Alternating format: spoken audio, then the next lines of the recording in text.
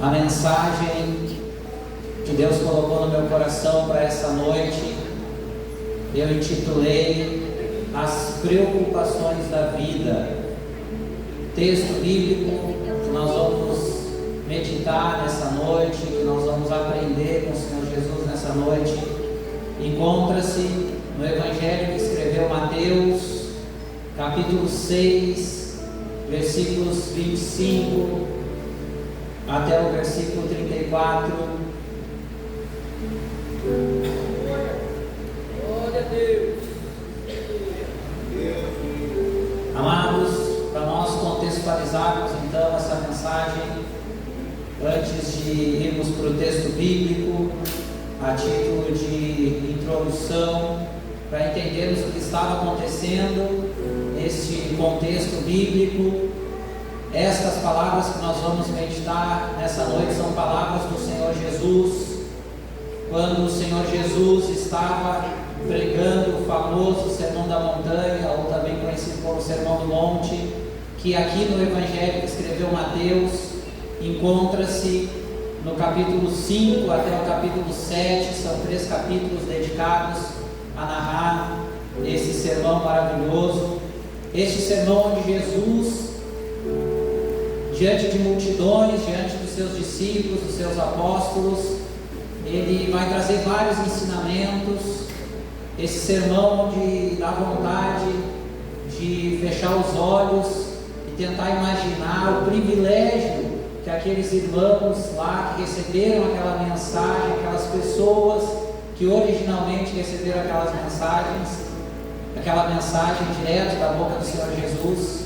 Mas hoje nós temos o eco da voz do Senhor Jesus, que é a palavra de Deus, que nós não estávamos lá, não tivemos esse privilégio, feliz de quem teve esse privilégio, mas as palavras do Senhor Jesus há quase 2000 anos atrás que foram pregadas, elas ecoam até hoje, esse sermão do monte ecoa até hoje, e o poder das palavras que Jesus transmitiu naquele dia, sentado lá naquele monte, é o mesmo poder, eu creio que é o mesmo poder da palavra que vai ser pregada nessa noite, porque a palavra do Senhor é poderosa, ela não envelhece, ela não perece, e nessa noite, apesar de não termos tido a oportunidade de estarmos assentados lá como aqueles espectadores originalmente, nós vamos ter a oportunidade de ouvir um trecho, um pequeno trecho do Sermão do Monte do Senhor Jesus, que então intitulado como As Preocupações da Vida, que traz esse tema, esse título,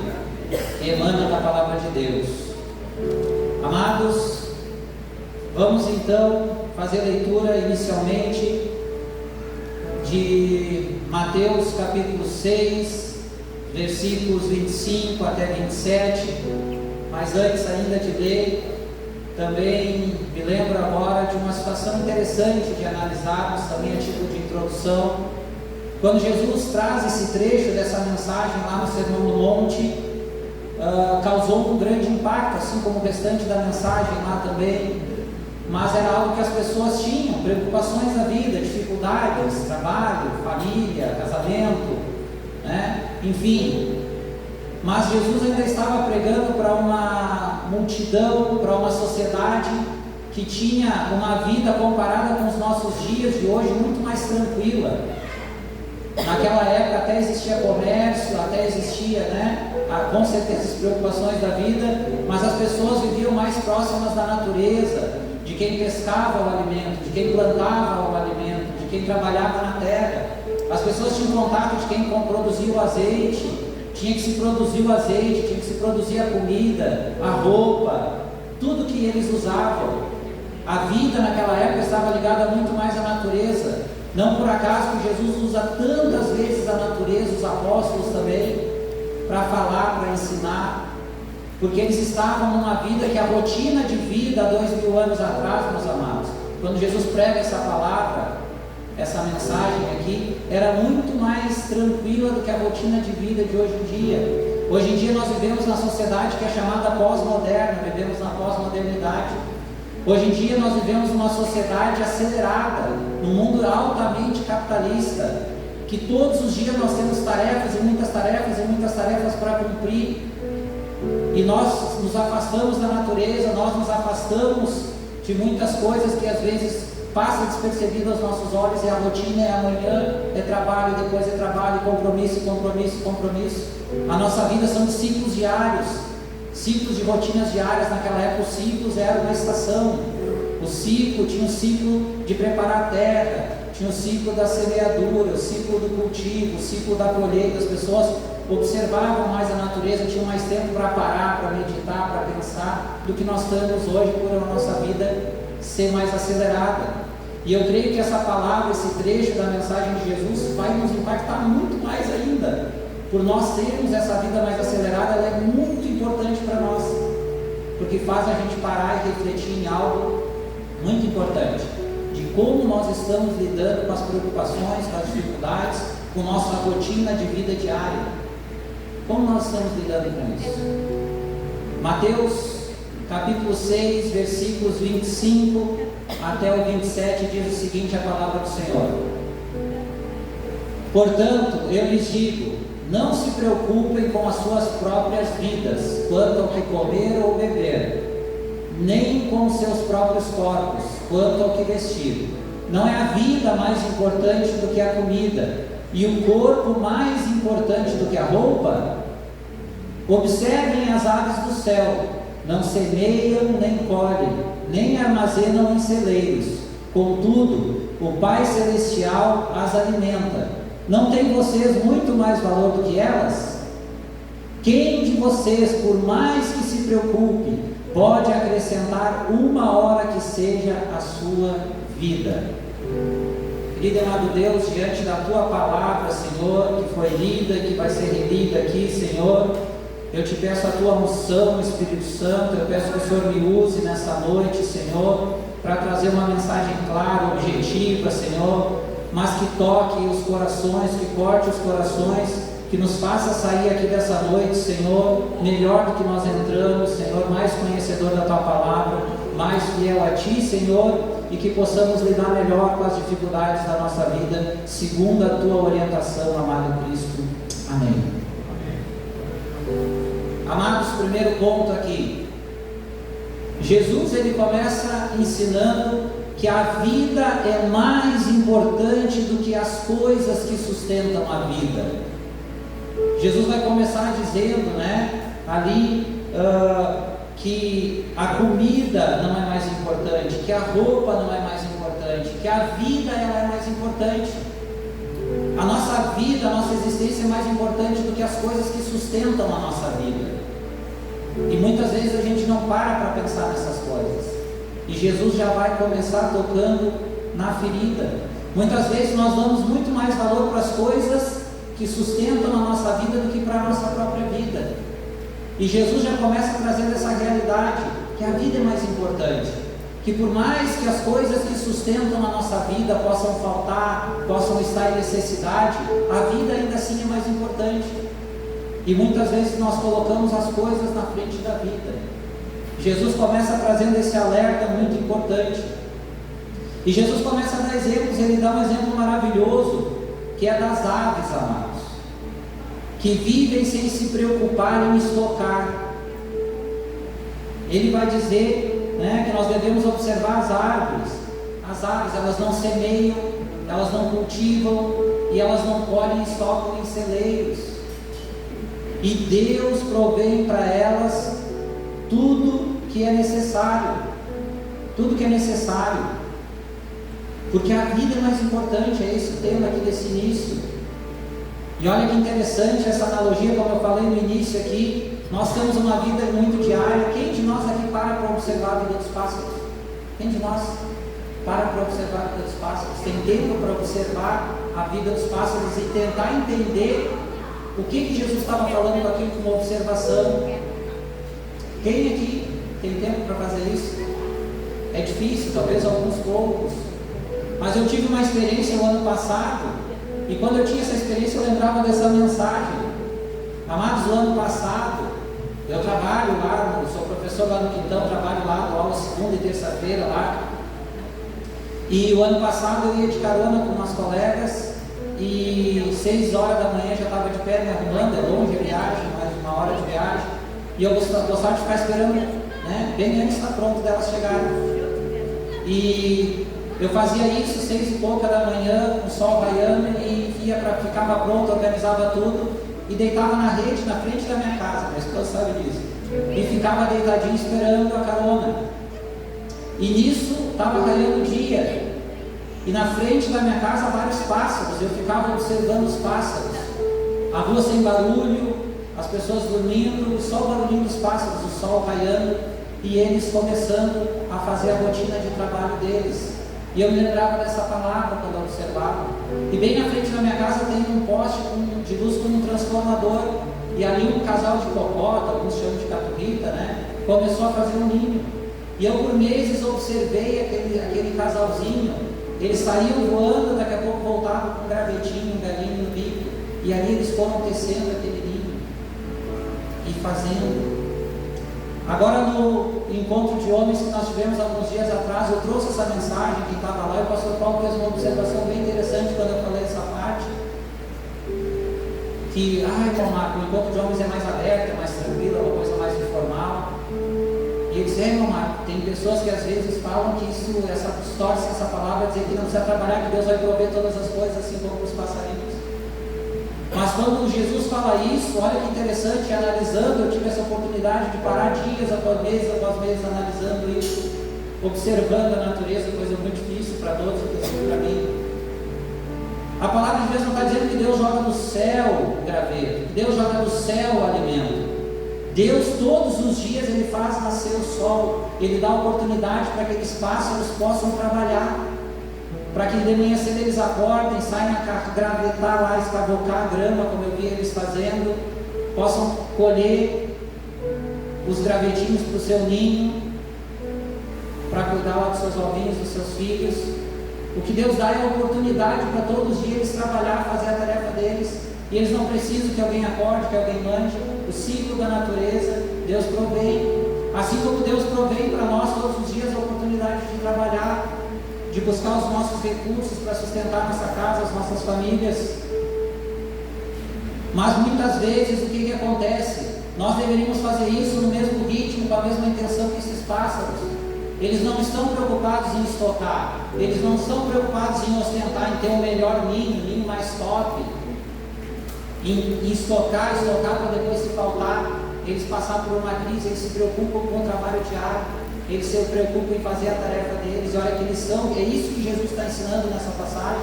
Para eles lá fazer mais sentido do que isso que eu estou falando, essa oportunidade que eu tive. Eles viviam todos os dias, eles observavam muito mais que nós, tinham mais tempo para isso, viviam mais próximo da natureza. Mas é essa a mensagem, não é que é para se entrar numa zona de conforto e achar que Deus vai prover, vai cair do céu a provisão. É que Deus dá a oportunidade para nós todos os dias trabalhar, mas que não seja um trabalho pesado, que não seja um trabalho que a gente coloque as coisas na frente da vida, que a gente coloque o trabalho na frente da nossa vida, das circunstâncias, e fazer como os pássaros, trabalhar suavemente, levemente no nosso ritmo. Aleluia! Ainda, amados, ele acrescenta que mesmo uma pessoa que é muito preocupada e ansiosa, ela não pode acrescentar tempo extra à sua vida. Veja que Jesus vai terminar falando: quem de vocês, por mais que se preocupe, pode acrescentar uma hora que seja a sua vida? Por mais que nós nos preocupamos, por mais que nós venhamos a atormentar a nossa cabeça, a planejar o nosso futuro, quem de nós pode acrescentar um tempo extra à nossa vida? Essa mensagem, amados, fala sobre o que é considerado pela medicina o mal deste século. A medicina vai dizer que o mal deste século são as doenças psicológicas, é a depressão, é a ansiedade, é considerado o mal deste século. Problemas desta ordem. E quantas pessoas planejando o futuro, fazendo coisas hoje, porque estão pensando daqui a 10, 15, 20, 30 anos, ou sei lá, mais para frente, e aquilo se desgasta, aquilo é um peso. E quem que vai conseguir saber que vai estar vivo daqui a 10 anos, 5 anos? Quem vai saber que vai estar vivo amanhã? Então Jesus já começa a dizer que por mais que nós nos preocupamos, que nós nos angustiamos, nós não vamos alcançar tempo extra para a nossa vida. E deixa eu dizer uma coisa para vocês: a ansiedade, ela é inimiga da fé. Quando a ansiedade toma conta de nós, a nossa fé vai apagando. E eu vou retomar esse tema mais para frente, porque Jesus retoma esse tema, mas já vai aqui uma primeira dica. Gravem essa frase: a ansiedade é inimiga da fé. Aleluia. Quem de nós vai acrescentar um minuto que quer na nossa vida?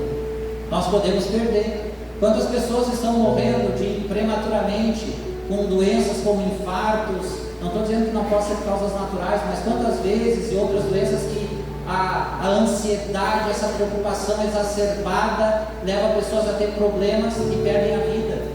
A ansiedade, ela não vai acrescentar tempo na tua vida, mas ela pode tirar tempo da tua vida.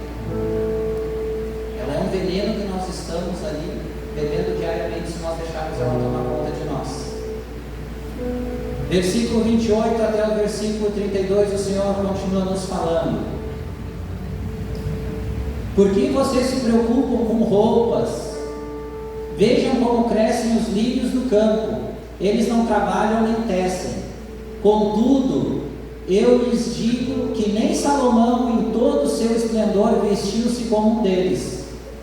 Se Deus veste assim a erva do campo, que hoje existe e amanhã lançada ao fogo, não vestirá muito mais a vocês, homens de pequena fé? Portanto, não se preocupem dizendo: que vamos comer? Ou o que vamos beber? Ou o que vamos vestir? Pois os pagãos é que correm atrás dessas coisas. Mas o Pai Celestial sabe que vocês precisam delas. Aleluia. Primeiro ponto aqui, amados. Jesus, ele faz uma advertência: não devemos estar demasiadamente preocupados com as coisas terrenas, as coisas desta vida. Prestem bem atenção na frase que eu vou dizer agora. Nós vivemos em tempos do ter para se satisfazer. Hoje nós vivemos o tempo do ter para se satisfazer. Hoje a ordem, se nós olharmos os anúncios da televisão, de internet, de jornais, é um culto ao ter, é um desejo insaciável ao ter. Claro, nós vivemos em um mundo capitalista. O mundo capitalista, a mola propulsora do sistema capitalista é o consumo. Toda vez que as pessoas consomem menos produtos e serviços, uma coisa é certa, na aula de economia aí, uma coisa é certa: vai ter crise. Diminuiu a produção e o consumo, vai gerar crise econômica. Então, o mundo capitalista, ele depende: quanto mais produzir, mais vender, mais produto, mais serviço, mais a economia melhora, mais cresce um país, um estado, uma região. Então, essa ordem pós-moderna, esse sistema capitalista, ele gira em torno do consumo. E o que é estimulado então nas propagandas? Coisas que estão embutidas por pessoas que estudam muito, que são extremamente qualificadas e que preparam toda essa organização de propaganda, de publicidade, de divulgação, para que as pessoas queiram ter. E quantas pessoas hoje em dia se frustram porque elas são estimuladas a ter? Nós somos estimulados a ter, todos nós, no mundo inteiro. Isso é uma coisa global, isso não é uma coisa local. O capitalismo, ele é global. Todos nós somos estimulados a ter uma roupa melhor, uma casa melhor, um carro melhor, tudo melhor. E quando a gente tem algo, consegue aquele algo: eu queria tanto aquele carro, meu sonho é ter aquele carro, a gente tem aquele carro, realiza o sonho. Daqui a pouquinho a gente já começa a olhar outro carro, está ali. Tem uma casa, daqui a pouco é uma casa melhor. Isso nós somos induzidos a isso. Mesmo que a gente não perceba, esse sistema nos induz a isso. Então nós vivemos uma sociedade do ter. As pessoas querem ter para ser realizadas.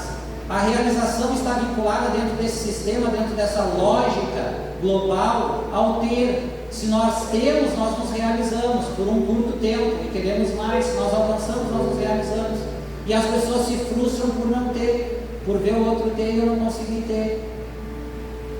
E é disso que Jesus está tratando aqui. E eu trago para nós, para a nossa realidade, porque nós precisamos aplicar a palavra de Deus para a nossa realidade que nós vivemos. Ela não muda, ela não é alterada, mas nós temos que entender o impacto lá e trazer para os nossos dias, aplicar para os nossos dias, para a nossa realidade. E como eu disse antes, hoje é muito mais impactante, na minha humilde opinião, do que impactante naquela época pelo modo de vida que eles viviam, não era o nosso, não era um sistema globalizado, capitalista. Então para nós esse impacto é muito maior, amados. É uma mensagem que nós devemos refletir muito mais. Veja que ele vai trazer vários exemplos, né? O que vamos comer, o que vamos beber, o que vamos vestir. Hoje a gente traduz isso, naquela época também era consumo. Tem problema, irmão Marco, em ter, em querer ter? Não é isso que eu estou dizendo, não é isso que a palavra de Deus está dizendo. Nós podemos sim querer ter uma boa casa, uma boa roupa, uma boa alimentação, um bom carro, e eu creio que Deus age também nessa área e nos abençoa nessa área. Ter um bom emprego, um bom salário, tudo isso é bênção, irmãos, tudo isso é bênção. O problema é a preocupação de ter. O que Jesus está tratando aqui é a preocupação que gera desconforto em ter, a preocupação demasiada, que gera ansiedade, que gera uma insatisfação caso a gente não tenha, que prioriza as coisas, o comer, o beber, que simboliza o consumo em geral, que se eu só vou me realizar quando eu conseguir ter aquela coisa ali, eu vou me realizar. Enquanto eu não tiver aquilo lá, eu vou lutar, vou correr, tá? Beleza, correr, lutar, mas a que ponto isso está chegando? Que preço isso está sendo cobrado para a sua vida? Quantas pessoas podem estar ouvindo essa mensagem? Eu espero que Deus, eu não estou aqui para apontar ninguém, que você pare e pense. Como é que você está planejando o seu futuro? Como é que você está planejando as aquisições, as coisas que você quer? Que prioridade você está dando isso para a sua vida? O que isso está te consumindo? O que isso está impactando na tua saúde mental, no teu casamento, no teu relacionamento? A que preço você está querendo conquistar as coisas? Jesus é tão maravilhoso, amados, que ele, sabendo de tudo isso, ele encerra dizendo assim, ó: mas o Pai Celestial sabe que vocês precisam delas. Deus sabe de todas as necessidades que nós temos para a nossa sobrevivência. Ele sabe que a gente precisa de roupa. Jesus não está dizendo para a gente andar nu, não estava dizendo para eles andar nu, para eles não comer, para eles fazerem jejum, não é isso, o que comer, o que beber, o que vestir, aonde morar, não é isso. Jesus mesmo aqui não deixa, né, a coisa desamarrada, amarra bem direitinho, esclarece para nós de forma clara, simples, objetiva. Deus sabe que a gente precisa de todas essas coisas, mas se nós voltar um pouquinho lá no início dessa mensagem, nesse contexto aqui, Jesus vai dar o antídoto, vai dizer como tem que ser como as aves, que fazem a sua jornada, o sol raia e elas começam a trabalhar, a fazer a sua jornada, sem se preocupar em tesourar o amanhã. O amanhã Deus vai dar outra oportunidade, na simplicidade. O segredo é não deixar aquilo consumir. Vocês já viram um passarinho em depressão, de noite, pensando como é que vai ser o outro dia dele? Já viram a história de um passarinho que morreu de depressão, de infarto, porque não tem. É isso, a gente na própria palavra a gente aprende. Olha que coisa maravilhosa é a palavra de Deus. É não colocando uma carga extra naquilo, que Deus sabe que nós precisamos de todas as coisas, de todas essas coisas. Ele sabe e Ele provém. A oportunidade, o sol nasce para todos nós. Aleluia. Vamos mais um pouquinho, amados. Deus não vai te desamparar. Nós temos quantas promessas e promessas na palavra de Deus, que Deus vai nos abençoar em todas as áreas da vida. Mas aqui a advertência de Jesus é a que preço, e a prioridade que nós estamos dando para essas coisas, e o lugar que nós estamos colocando Deus em tudo isso, que é a conclusão que Deus usa aqui. Versículos 33 e 34. Busquem, pois, em primeiro lugar o reino de Deus e a sua justiça, e todas estas coisas lhe serão acrescentadas. Portanto, não se preocupem com o amanhã, pois o amanhã se preocupará consigo mesmo. Basta a cada dia o seu próprio mal. Olha aí Jesus, né? Fechando com chave de ouro. Primeiro ponto aqui, irmãos. Jesus, ele inicia a conclusão desse tema. Ele inicia a conclusão desse tema ensinando o antídoto contra a preocupação demasiada, contra a ansiedade, que é buscar primeiramente a Deus e a sua justiça. Veja que antes ele tinha dito: Deus sabe que vocês precisam de todas essas coisas, mas o segredo vem agora. Busquem em primeiro lugar o reino de Deus e a sua justiça, e todas essas coisas vos serão acrescentadas. Busquem em primeiro lugar o reino de Deus e a sua justiça. Isso é ter fé. Isso é vencer a ansiedade, a preocupação com o exercício da fé. Nós só conseguimos aplicar essa palavra na nossa vida através da fé, através de uma vida voltada a Deus. E quantas vezes nas nossas vidas surgem problemas de ordem, né? Provações aqui foi cantado antes, já era uma preleção aqui da pregação, né? Os louvores, se eu tinha alguma dúvida nos louvores aqui, Deus já confirmou, né? O pastor Júlio cantou sobre o deserto, sobre vida no deserto, a irmã Márcia sobre o mar, depois, né, tempestade do mar, o pastor Paulo também, ali foi falando comigo, é isso aí mesmo. Todos eles falavam de dificuldades, todos esses louvores de dificuldade, de preocupação da vida, de momentos difíceis, mas da mão poderosa do nosso Senhor sobre as nossas vidas. A mão poderosa que não deixa afundar no mar, a mão poderosa que não deixa morrer no deserto. Aleluia! Mas nós temos que buscar em primeiro lugar o reino de Deus e a sua justiça. Muitas vezes as provações da nossa vida vêm em forma de luta mesmo, de dificuldade, mas muitas vezes vem de mascarada como algo bom.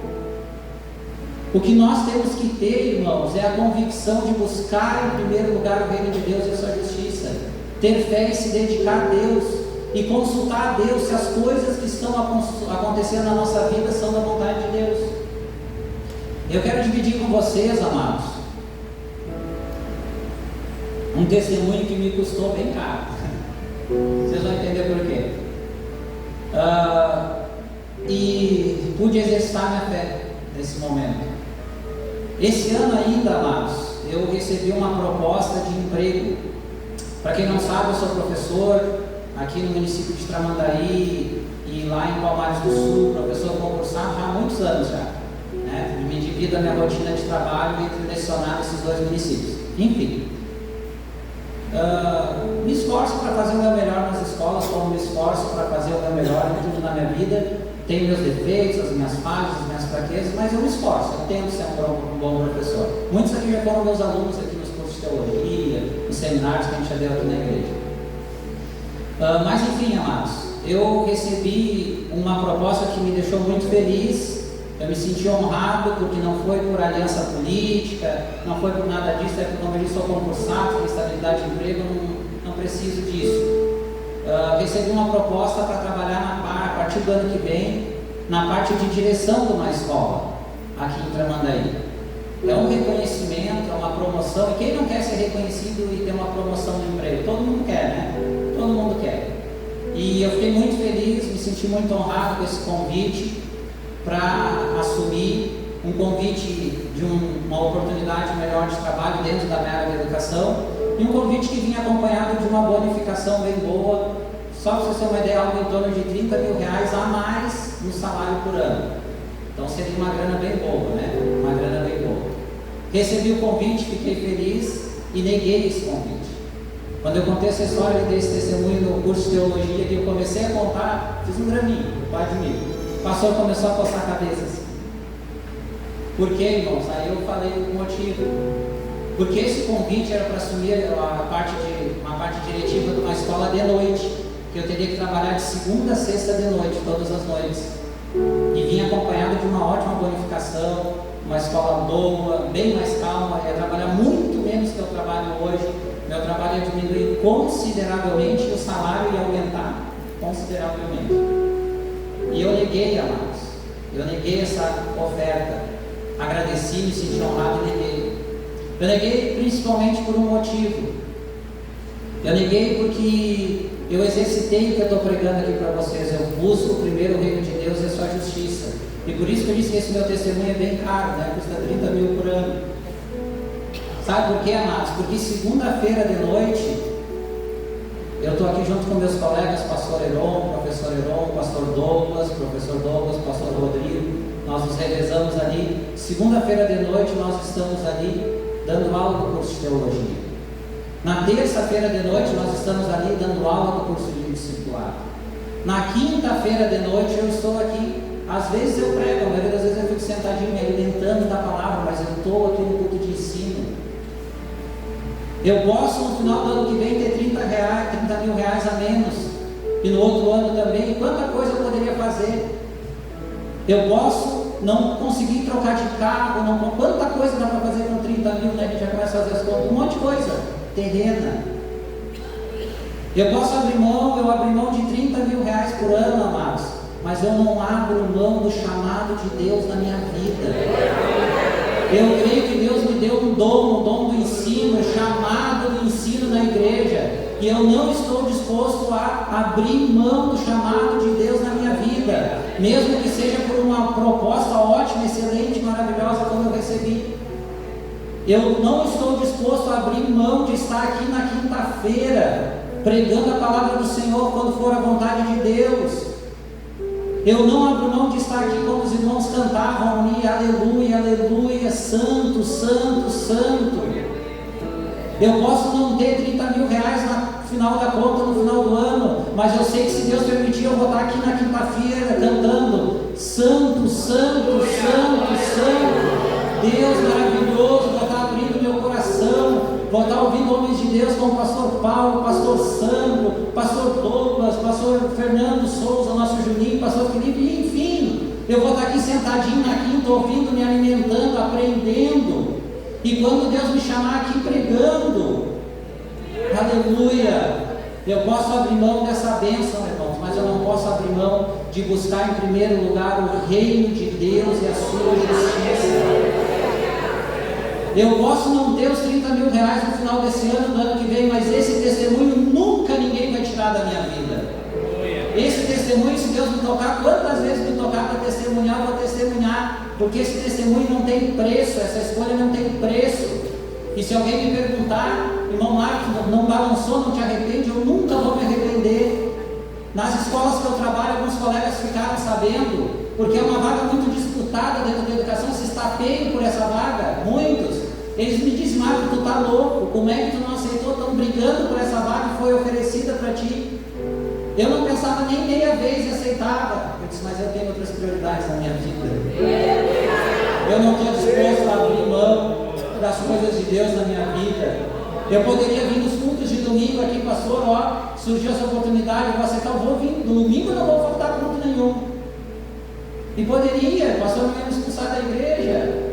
Os irmãos, com certeza, temos mestres muito melhor que eu que assumiriam o ministério de ensino. Eu sou o menor de todos ali no ministério de ensino, eu sei disso.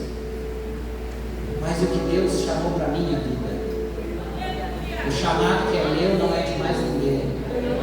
A dedicação, aquilo que eu, muitos anos e anos e anos que eu tenho dedicado na minha vida nesse ministério, nessa igreja, e eu sei que Deus me deu, e eu tenho investido e tenho me dedicado, e eu não estou disposto a abrir das coisas de Deus na minha vida. Abrir mão, seja pelo dinheiro que for, seja pela situação que for. Aleluia. Deixa eles me chamar de novo. Deixa eles me chamar, que podia trocar de carro todo mundo. Deixa eles lá. Se for um dia, eu digo para vocês, eu falei para o pastor, se um dia for da vontade de Deus, que eu receba uma promoção dentro da minha área ou em qualquer área, Deus vai proporcionar todas as coisas e vai ser no tempo de Deus e vai ser bênção e não vai atrapalhar a minha vida com Deus e o meu ministério. E se não acontecer, glória a Deus e aleluia, eu prefiro estar aqui. Eu prefiro buscar o reino de Deus e a sua justiça. E eu sei que essa palavra vai se cumprir na minha vida. Todas as coisas, as demais coisas serão acrescentadas. Não vai faltar comida na minha mesa, não vai faltar um carro para andar, não vai faltar dinheiro para prover a minha família, para sustentar sustentar minha família, eu creio nas promessas de Deus. Aleluia.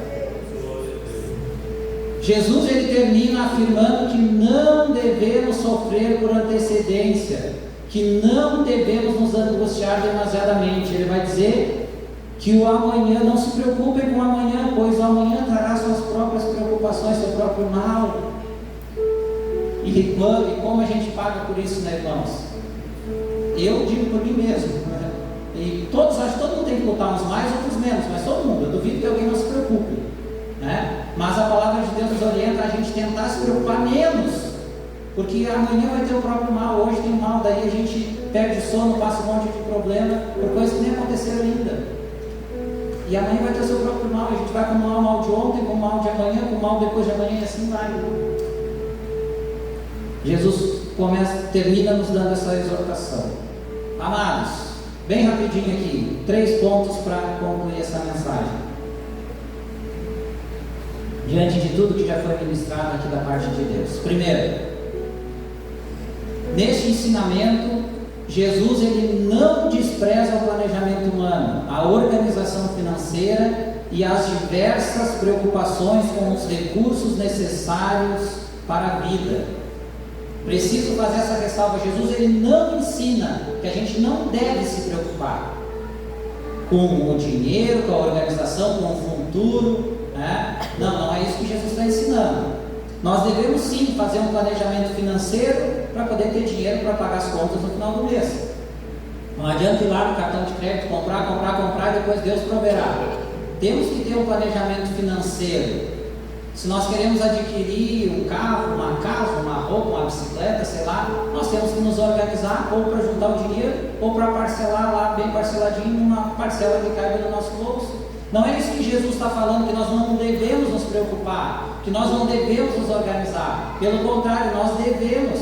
Veja que Jesus lá disse: o Pai Celestial sabe que vocês precisam dessas coisas e Ele proverá. A questão aqui que Jesus está tratando não é, aqui nem tem uma música que diz, né, deixa a vida me levar, a vida leva eu. Não é isso aí, irmãos.